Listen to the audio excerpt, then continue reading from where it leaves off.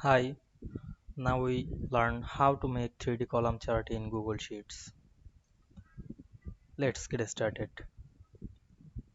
At first, we have to make a chart. Now I'm click and drag on our mouse, then go to the insert menu. Then click the chart option. You can see here many options here. Now I'm click the chart option. Then click the chart and click three dot menu and go to edit chart.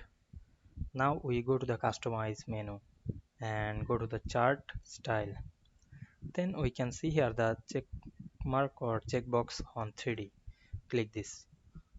We can see we make the 3D column chart very easily. Now I'm close this. You can edit the chart again.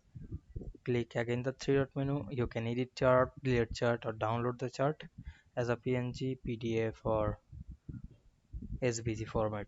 Otherwise, you can publish the chart. Now we can see we make 3D column chart in Google Sheets very easily. Thanks for watching.